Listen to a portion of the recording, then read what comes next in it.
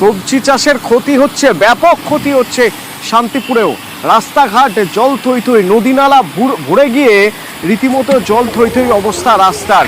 ভাগীরথীর জলে ভাসছে শান্তিপুরের বিস্তীর্ণ এলাকা। শান্তিপুরের গয়েশপুর, কি অবস্থা গয়েশপুরের মানুষের, কেমন আছেন তারা, কিভাবে আছেন জানবো। রঞ্জিত আমার সঙ্গে রয়েছেন। রঞ্জিত,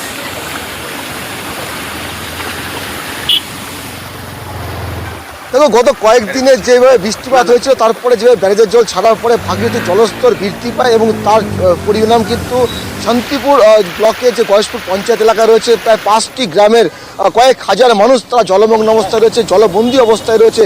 তার সাথে সাথে তোমাকে জানি না কি, যে বিস্তীর্ণ এলাকা জুড়ে চাষাবাদ হয়, একেবারে জলের তলায় রয়েছে চাষের জমি। ফলে একদিকে যেমন জীবন জীবিকা নিয়ে সংকট হচ্ছে, অন্যদিকে জলবন্দী অবস্থায় রয়েছে কয়েক হাজার মানুষ। এখনও পর্যন্ত জলস্তর সেভাবে না নামায় কিন্তু মানুষ কিন্তু সমস্যার মধ্যে রয়েছে। নতুন করে যদি বৃষ্টি হয় বা জলস্তর বাড়ে, সেক্ষেত্রে কিন্তু আরও ভয়াবহ পরিস্থিতি হতে পারে বলে মনে করছে এখানকার মানুষ। তবে তোমাকে জানি না কি, যে গত কয়েকদিন বৃষ্টি না হওয়াতে কিছুটা দুশ্চিন্তামুক্ত হলেও এখনও জলস্তর বৃদ্ধি পাওয়ার ফলে সে জল সেভাবে নামেনি। ফলে বিস্তীর্ণ এলাকা যেমন জলমগ্ন হয়ে রয়েছে, চাষের জমি জলের তলায় রয়েছে, পাশাপাশি ওষুধ বাড়িও কিন্তু জলবন্দী অবস্থায় রয়েছে এবং সাধারণ মানুষের কিন্তু দুর্ভোগের মধ্যে রয়েছে। এবং তারা মনে করছে যে প্রশাসন যত দ্রুত তারা সাহায্য করে, তারা কিছুটা হলেও তারা রিলিফ পাবে। কিন্তু এখনও পর্যন্ত জল কিন্তু মূল রাস্তার উপর দিয়ে বইছে, একাধিক রাস্তা জলমগ্ন এবং চাষের জমিও কিন্তু জলের তলায় রয়েছে। ধন্যবাদ রঞ্জিত। প্রচুর ক্ষতি হয়েছে আমাদের, পটল, ঝিঙে, উচ্ছে, এসব ধান, পাট, বহুত কিছু ক্ষতি হয়েছে। 5টা গ্রাম একদম ফ্ল্যাট হয়ে গেছে, দিয়ে খুব লোকের দুর্যোগ আছে। আর ওদিকে ইছামতিকে দুষছেন গাইঘাটার মানুষ, বলছেন ইছামতির জন্য আজ তাদের এই জল যন্ত্রণা। বাজার ঘাট, বাস স্ট্যান্ড সবই জলের তলায়।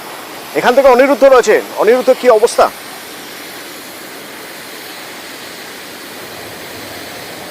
দেখো তনুদা, তোমাকে জানিয়ে রাখি যে উত্তর 24 পরগনার গাইঘাটা ব্লকে ইছামতির জলে অনেকটা অংশ প্লাবিত বলা যেতে পারে। রামনগর গ্রাম পঞ্চায়েত, সুটিয়া গ্রাম পঞ্চায়েতের অনেকাংশে ইছামতি সংস্কার না হওয়ার কারণেই এই জল দাঁড়িয়ে রয়েছে বলে দাবি করছে স্থানীয় বাসিন্দারা। এমনই গোপালপুর বাজার, সেই গোপালপুর বাজারে যেখানে বাস স্ট্যান্ড ছিল, সেই বাস স্ট্যান্ডে জলের মধ্যে ফুটবল খেলছে বাচ্চারা এবং রাস্তা দিয়ে, যে রাস্তা দিয়ে রাজ্য সড়ক এবং সেখান দিয়ে বাস চলে, কিন্তু সেই বাস যাওয়ার সেই রাস্তায় আঁঠু জলের উপর দিয়ে গ্যাস সিলিন্ডার ভাসিয়ে নিয়ে যাচ্ছে ব্যবসায়ীরা।